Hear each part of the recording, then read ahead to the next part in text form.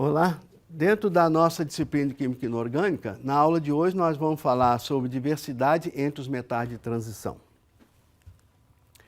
Lembrando que os metais de transição são esses em verde aqui na tabela periódica e essas duas linhas onde se encontram os lantanídeos e os actinídeos. Bem, a gente pode ver aqui nessa tabela, né, que o nome de metais de transição se deve à transição dos metais típicos e dos elementos não metálicos. Então, por isso é que eles são assim denominados. Bem, a presença dos elétrons D em orbitais não preenchidos dá origem às ligações interatômicas mais fortes dos metais de transição. Isso nós queremos dizer o quê?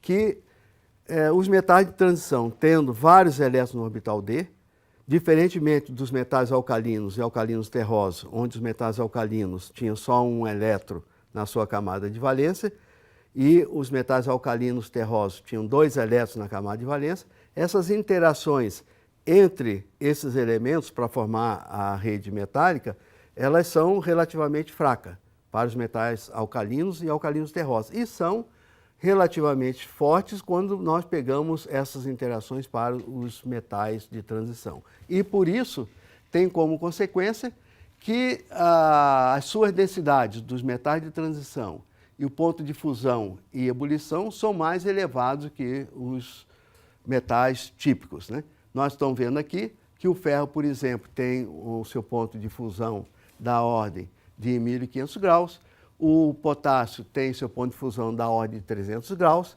enquanto os elementos dos metais alcalinos terrosos têm ponto de fusão da ordem de 1100 graus. Ou seja, esse ponto de fusão e a densidade está diretamente relacionado com o número de elétrons que pode fazer interação entre os átomos para formar a rede cristalina.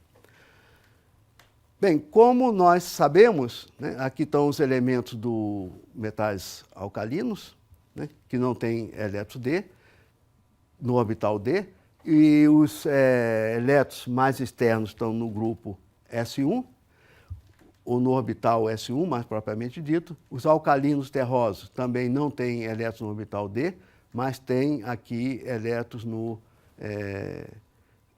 grupo mais externo, que é o 4s, no caso do cálcio. Ou seja, as camadas de valência dos alcalinos e alcalinos terrosos está relacionado aos orbitais S. Já para os metais de transição, eles têm elétrons na camada, no caso aqui da primeira série de transição, na camada 4, né, como nós vemos aqui o escândio, mas todos eles têm elétrons na camada D, ou seja, no orbital D. O escândio tem um elétron, o titânio tem dois na camada, no orbital D, né? O vanádio tem 3, o crômio tem 5. Aqui há uma certa diferença do crômio para os demais. A gente pode observar que esses elementos, escândio, titânio e vanádio, eles têm os 3 elétrons, 2 elétrons na camada 4s. Já o crômio, ele tem só um elétron na camada 4s e 5 elétrons na camada 3d, ou seja, tanto o orbital D, né, quanto o orbital S são semi-preenchidos. Isso dá uma maior estabilidade a esse elemento dessa forma. Já o manganês, ele tem 5 elétrons no seu orbital 3d e 4 elétrons no orbital 4s. O ferro também tem 4s, 2, cobalto 4s2, níquel 4s2, o cobre já tem a camada cheia 3d com 10 elétrons e um elétron só na camada mais externa. Por isso é que o cobre pode formar facilmente o estado de oxidação 1, porque ele perde só esse elétron mais externo. O zinco, ele tem a camada 3d com 10 elétrons, camada cheia, e o orbital mais externo 4s com 2 elétrons. Por isso é que o zinco tem similaridade à sua química com os metais alcalinos terrosos, porque tanto os metais alcalinos terrosos quanto o zinco pode perder apenas 2 elétrons formando o cátion 2+. Né? Então, por isso é que muitas vezes não considera nem os elementos do grupo do zinco, nem o do cobre, como metais de transição, pela definição da IUPAC, né? Então, como esses elementos do grupo de metais de transição pode perder os elétrons mais externos e pode também perder elétron no orbital D, o número de oxidação deles é bastante variável. Logicamente, isso torna os metais de transição uma química mais diversificada, uma química, digamos assim, mais rica, né, em relação aos alcalinos e alcalinos terrosos que têm estado de oxidação fixo.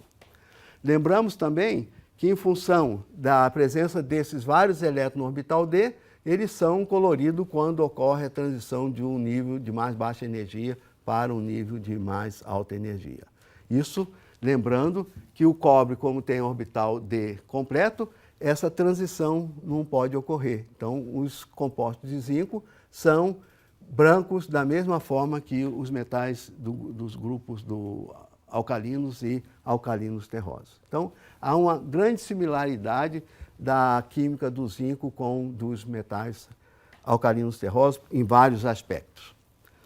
A gente observa nessa série aqui que o raio dos elementos, né, ao longo da série vai tendo uma tendência a diminuir. Veja 1,64, 1,47 e assim por diante, né, com exceção aqui do próprio manganês, né? Mas há essa tendência. Isso por quê? Porque a carga nuclear efetiva aumenta do escândio para o níquel.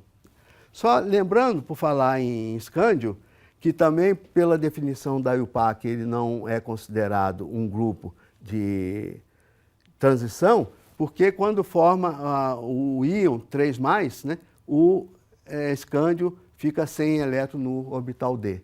E o estado de oxidação do escândio fixo é 3. Né? Então, por isso que também esse grupo do escândio, pela IUPAC, não é considerado metal de transição. Bem, aqui, novamente, nós temos a distribuição eletrônica dos elementos de transição, da primeira série, né? Nós podemos dizer o seguinte, que todos os íons, né, do metal de transição com carga mais e metal de transição carga 3+, da primeira série dos metais de transição, tem configuração 3DN.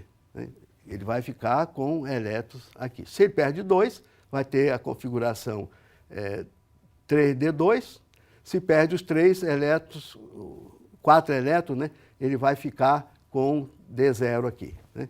Mas aqui pode ser até eventualmente 0, né, obviamente. Né?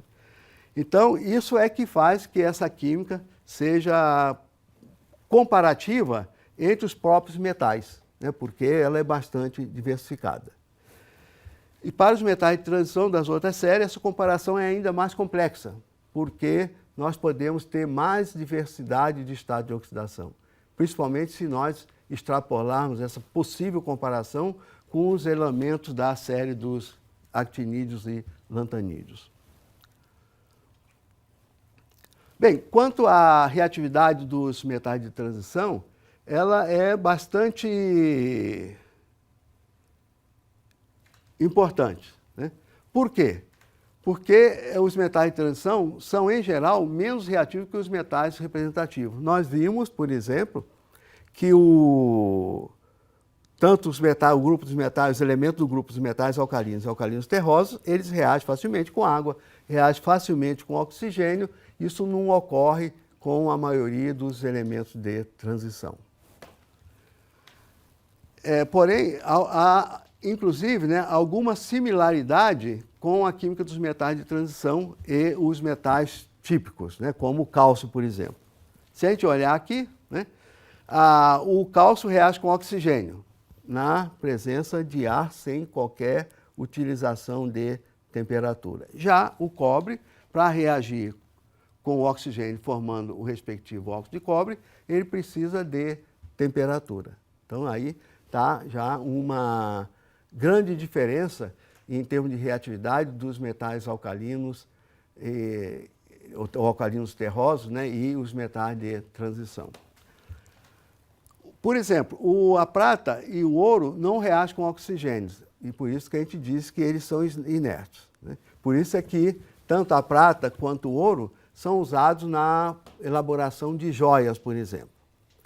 Uma questão que a gente chama a atenção aqui é que a prata ela costuma ficar escurecida, né? E a gente pensa que é a presença do oxigênio que fez a prata ficar escurecida. A coisa aparentemente não é bem assim, porque o que escurece a prata, ou seja, que oxida a prata, são resquícios de enxofre na atmosfera, como, por exemplo, a presença de H2S, né? Então, mas eles, em princípio, não reagem com o oxigênio.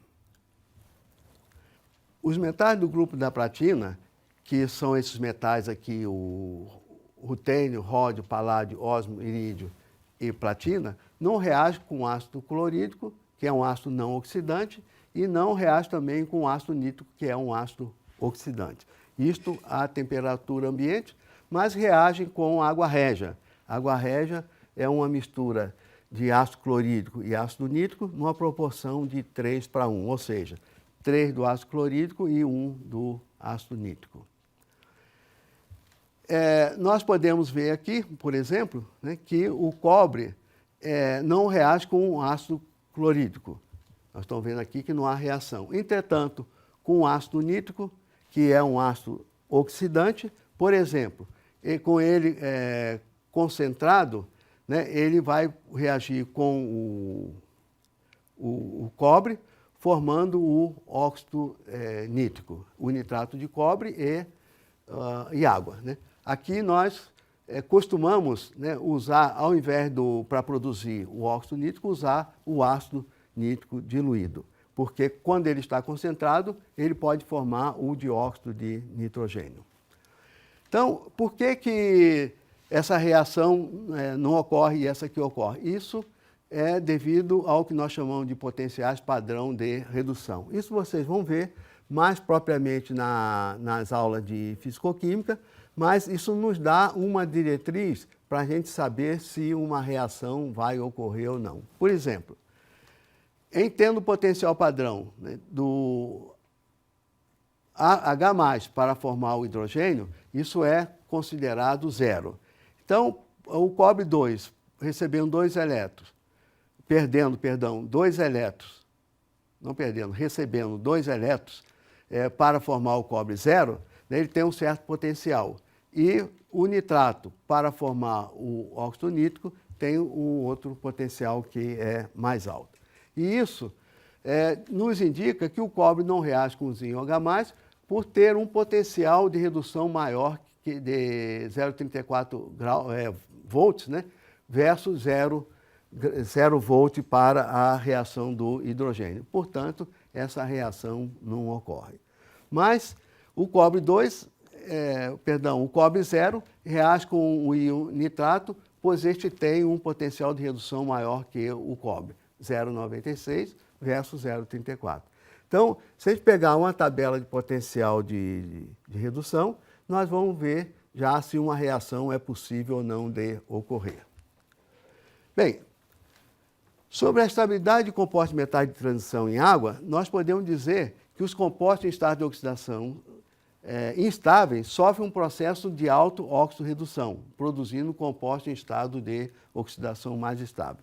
Por exemplo, se nós tivermos aqui em solução o manganês 3, ele vai reagir com a água para formar compostos com o estado de oxidação mais estável desse metal. No caso aqui, o estado de oxidação 3 vai sofrer uma desproporção, vai formar manganês 2 e manganês 4.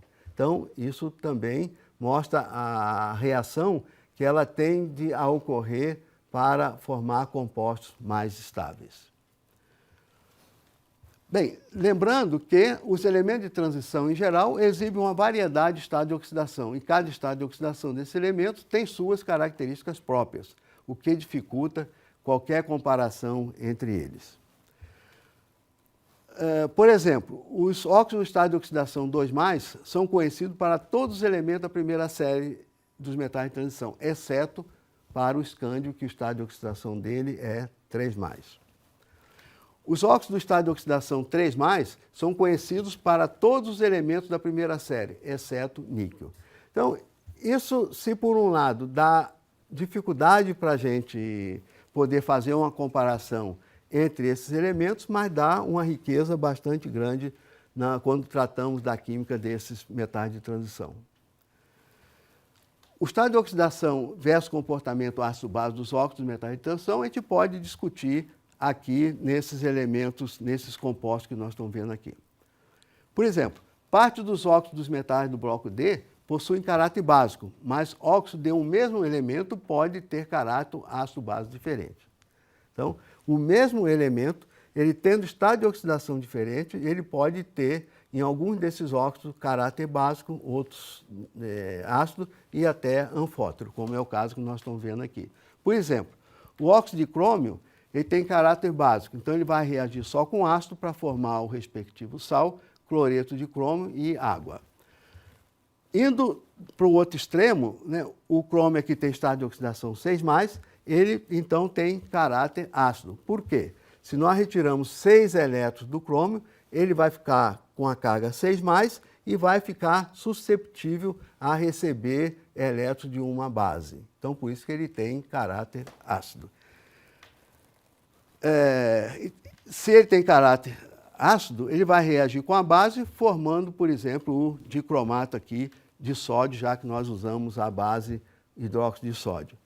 E o crômio com estado de oxidação, né, 3 aqui, por exemplo, né, ele vai reagir tanto com ácido, formando o cloreto de crômio, quanto o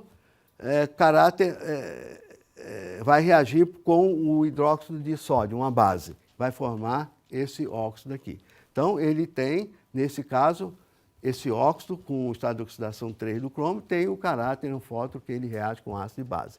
Então, a gente vê a complexidade da química dos elementos de transição, porque variando o estado de oxidação do mesmo elemento, ele pode ter características bastante diferentes. Isso torna, repetindo, a química dos metais de transição bastante rica. E é isso que nós queríamos transmitir para vocês nesta aula.